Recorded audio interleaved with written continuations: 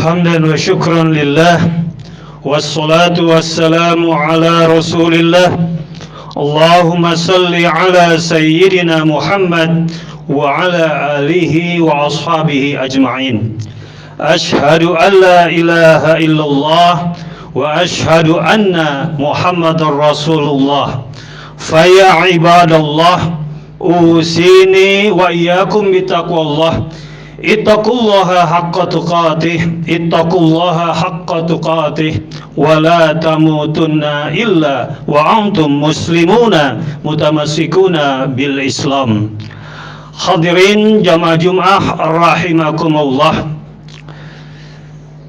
Waktu berjalan begitu cepat.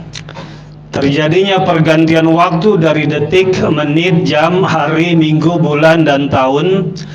Dari Jumat ke Jumat, dari Ramadan ke Ramadan, dari Idul Fitri ke Idul Fitri, dari Idul Adha ke Idul Adha, terasa begitu cepat.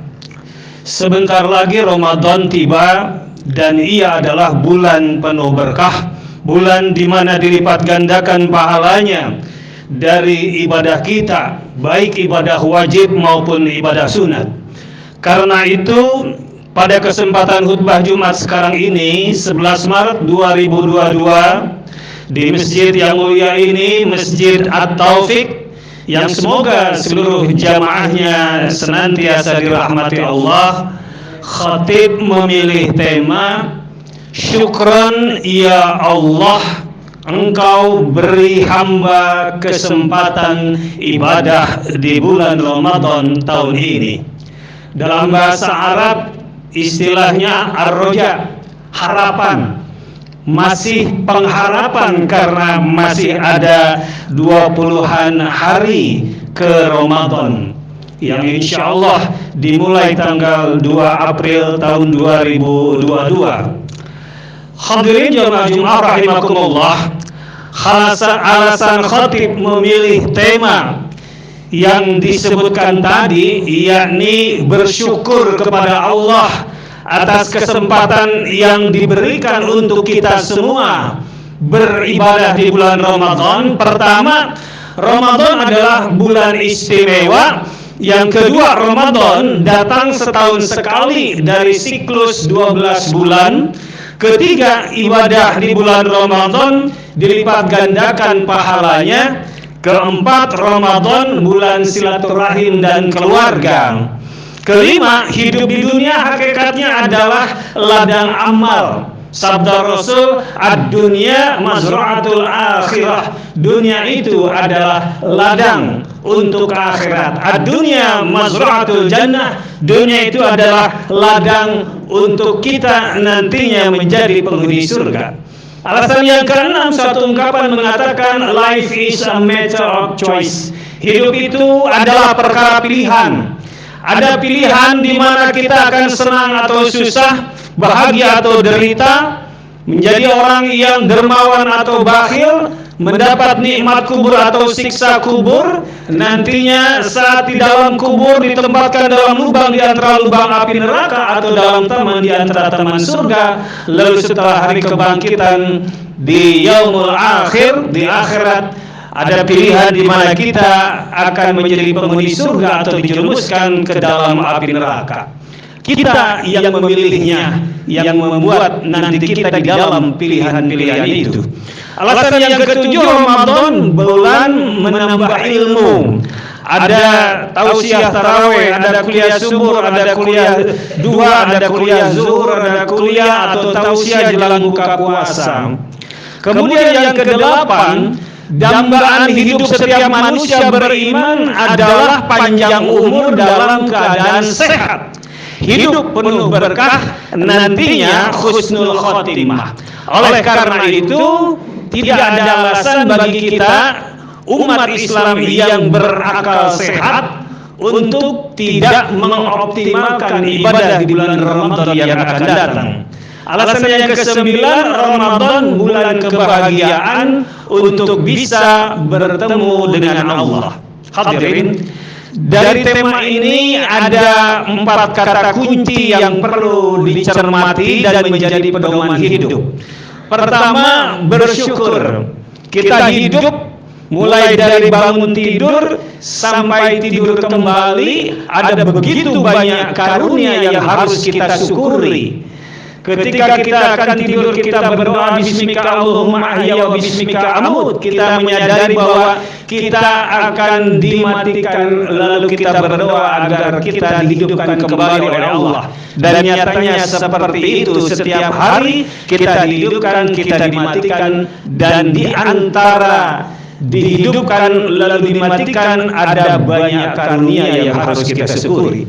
Kata kunci yang kedua adalah kesempatan. Khatib katakan ar-roja, masih pengharapan, karena memang belum tentu di antara kita ada yang sampai kepada bulan Ramadan. Banyak contoh-contoh di tahun yang lalu dipanggil oleh Allah, dipanggil ke rahmatullah sebelum bulan Ramadan.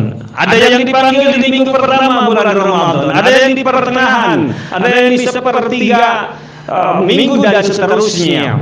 Karena itu ini adalah kesempatan yang harus kita sambut dengan gembira. Lalu yang ketiga, ibadah. Di bulan Ramadan kita beribadah di mana dilipat gandakan pahalanya. Beribadah di mana Allah yang mencatat pahalanya. Lalu yang keempat, kata kunci yang keempat adalah Ramadan itu sendiri, bulan pembakaran, di mana selama sebulan penuh kita akan beribadah secara berturut-turut, tidak diselingi. Diharapkan sebulan itu adalah pembakaran keangkara murkaan untuk 11 bulan kemudian sampai datang kembali bulan Ramadan. Hadirin, ada begitu banyak yang harus kita siapkan layaknya akan menghadapi pertempuran besar seperti halnya sekarang Rusia dan Ukraina, atau juga seperti pergi ibadah haji. Ada banyak yang harus dipersiapkan, atau juga akan melangsungkan pernikahan seperti pernikahan artis yang baru saja dilaksanakan di Bali. Hadirin, ada begitu banyak yang harus kita siapkan, dan karenanya dari sekian banyak maka muncul pertanyaan, lalu apa yang harus kita lakukan jelang Ramadan? Hadirin, di antara yang harus dilakukan menjelang Ramadan, apalagi sekarang dalam kisaran 20 harian, yang pertama kita menyambutnya harus dengan sukacita, karena ada umat Islam yang ogah-ogahan menyambut datangnya bulan Ramadan, menggerutu, ya Ramadan lagi, ya tidak ada kebebasan lagi, dan semacamnya. Yang kedua, kita harus masang niat untuk ibadah secara optimal, ibadah secara maksimal di bulan yang hanya ada setahun sekali. Lalu yang ketiga, kita menyiapkan diri menjaga kesehatan. As-sihhatu tajul lil mu'minin. Kesehatan itu adalah mahkota bagi orang-orang yang beriman. Karena itu kita diharuskan untuk meningkatkan imunitas tubuh kita. Lalu yang keempat, menabung untuk persiapan zakat, infak, dan sedekah. Kalau dalam keseharian kita sudah melaksanakan sedekah, infak, Ramadan di mana dilipat gandakan pahalanya, kita lebih maksimal lagi nantinya melaksanakan menunaikan zakat, infak, dan sedekah. Lalu yang kelima, berusaha untuk mendawamkan zikir dan istighfar kepada Allah. Yang keenam, senantiasa membaca Al-Quran. Kemudian yang ketujuh, niat menambah ilmu. Ada tausiah Ramadan, ada kuliah subuh, maka insya Allah ada banyak manfaat yang akan kita raih. Yang kedelapan, meningkatkan kualitas dan kuantitas ibadah kita, ibadah-ibadah mahdoh dan juga ibadah sosial. Dan yang kesembilan, berusaha untuk memperbaiki sholat kita. Hadirin, karena terbatasnya waktu, maka khatib hanya menguraikan yang seperlunya saja, 4 dari 9 yang disebutkan tadi. Pertama, tentang zikir dan istighfar. zikir dan istighfar adalah satu ibadah yang mudah sesungguhnya, tetapi tidak gampang dan membuat umat Islam banyak yang lalai. Ibadah yang gratis, tidak bayar, tetapi pahalanya luar biasa, keutamaannya begitu banyak. Setidaknya ada 5 keutamaan dan manfaat istighfar kepada Allah. Yang pertama, dengan banyak istighfar membuka pintu rezeki. Kita berusaha untuk senantiasa istighfar. Astaghfirullahalazim, subhanallah walhamdulillah wa la ilaha illallah wallahu akbar. La haula wa la quwwata illa billahil aliyil azim. Astaghfirullahalazim. Allahumma shalli ala sayyidina Muhammad wa ala ali Muhammad. Tidak putus kita senantiasa istighfar. Istighfar ini adalah salah satu di antara 7 amalan sunnah Rasul yang secara bertahun-tahun diamalkan oleh Ustaz Arif Ilham dan jamaah zikirnya tidak terputus. Lalu keutamaan istighfar yang kedua adalah bahwa Allah turunkan hujan untuk kebutuhan makhluknya, manusia, tumbuhan, dan hewan. Selain dapat membuka pintu rezeki, Allah Subhanahu wa Ta'ala juga berjanji akan mengirimkan hujan kepada umatnya yang mengucap istighfar sebagai kalimat taubat. Dengan hujan Allah Subhanahu wa Ta'ala menyuburkan berbagai jenis tanaman dan kebun sebagai makanan. Dengan hujan Allah Subhanahu wa Ta'ala menyuburkan berbagai jenis tanaman-tanaman, kemudian kebun sebagai makanan nantinya untuk menjadi makanan bagi makhluk, bagi umat manusia terutama. Allah berfirman di dalam surat Nuh ayat ke-10 sampai 12 yang artinya, maka aku katakan kepada mereka, mohon ampun, istighfar kepada Tuhanmu, sesungguhnya Dia adalah Maha Pengampun.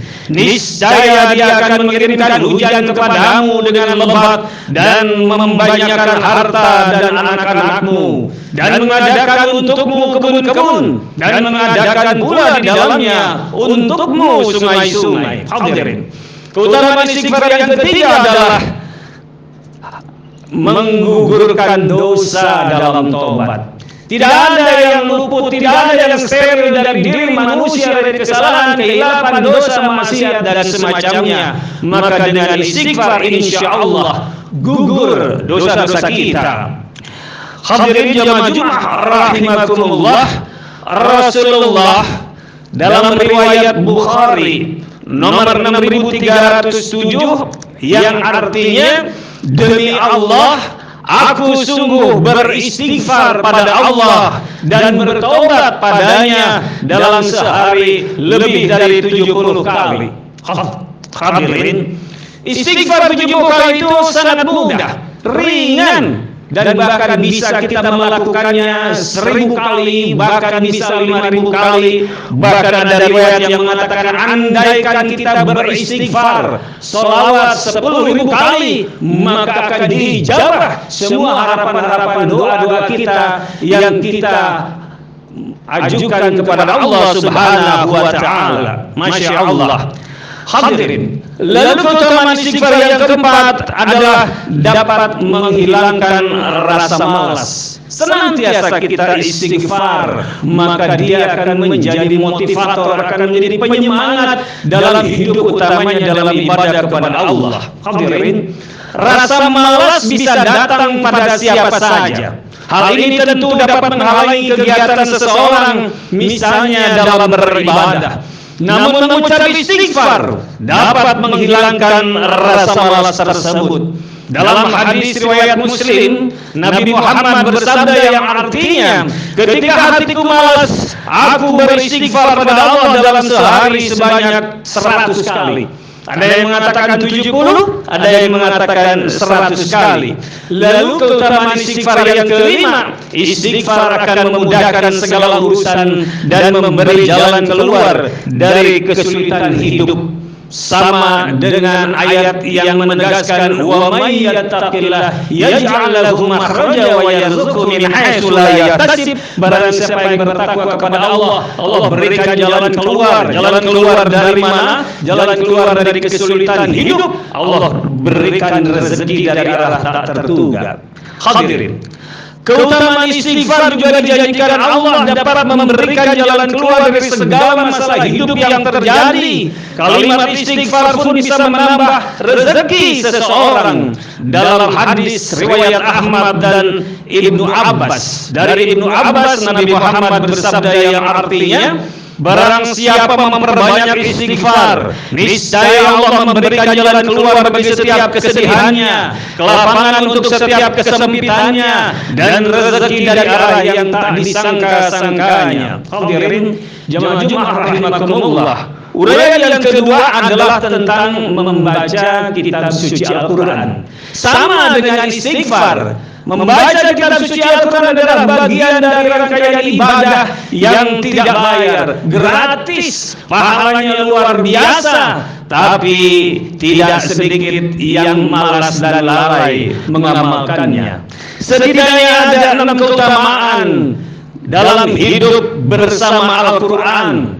Yang pertama, jalan mudah meraih cinta Allah Subhanahu wa Ta'ala. Yang kedua, sebagai proteksi diri dari bahaya fitnah.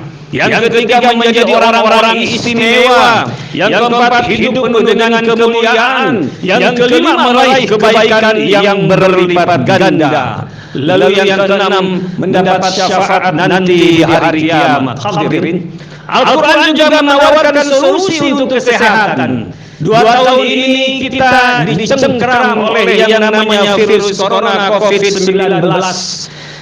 Persis 2 tahun dari awal Maret dan sekarang bulan Maret. Maka membaca Al-Quran dapat menenteramkan jiwa, merangsang pengaktifan sekaligus pengendalian syaraf otonom, membangkitkan sistem imun yang melemah, dan beragam manfaat kesehatan lainnya. Setidaknya ada 5 keuntungan membaca Al-Quran bagi kesehatan. Yang pertama, menurunkan tingkat stres. Yang kedua, menstabilkan tekanan darah dan detak jantung. Yang ketiga, membantu memusnahkan sel-sel kanker. Yang keempat, meningkatkan fokus dan konsentrasi. Lalu yang kelima, menjadi nutrisi terbaik bagi otak. Hadirin jamaah Jumat rahimakumullah. Bagian yang ketiga adalah sedekah. Ada begitu banyak keutamaan sedekah bagi mereka yang menunaikan sedekah atau zakat, infak, dan sedekah. Keutamaan yang pertama, menyempurnakan keislaman seorang hamba. Yang kedua, menunjukkan kebenaran iman seseorang. Yang ketiga, membuat keimanan seseorang menjadi sempurna. Yang keempat, sebab masuk surga. Dengan demikian, yang memberi sedekah dan berzakat, surga balasannya di akhirat. Ada hadis yang meriwayatkan bahwa nanti di akhirat umat Rasulullah akan masuk surga melalui satu pintu yang namanya pintu sedekah. Lalu yang kelima, menjadikan masyarakat Islam seperti keluarga besar. Yang keenam, memadamkan kemarahan orang miskin. Yang ketujuh, menghalangi berbagai bentuk pencurian, pemaksaan, dan perampasan. Nabi bersabda, kadal fakru ayyakuna kufran, seringkali kefakiran, kemiskinan menjadi orang nekat berlaku kufur. Keutamaan yang ke-8 dari sedekah menyelamatkan seseorang dari panasnya hari kiamat. Lalu yang ke-9, seseorang akan lebih mengenal hukum dan aturan Allah. Yang ke-10, menambah harta. Allah ganti 700 kali lipat. Di dalam surat Al-Baqarah surat kedua ayat 261. Lalu yang ke-11, dengan sedekah merupakan sebab turunnya banyak kebaikan. 12, dengan zakat akan meredam murka Allah. Yang ke-13, dosa-dosa kita terampuni insyaallah. Al-insan mahalul khata' wan nisyan, manusia tempat salah dan khilaf. Kullu bani Adam khata'un. Setiap anak cucu Adam berbuat salah, maka dengan sedekah insya Allah diampuni dosa-dosa kita.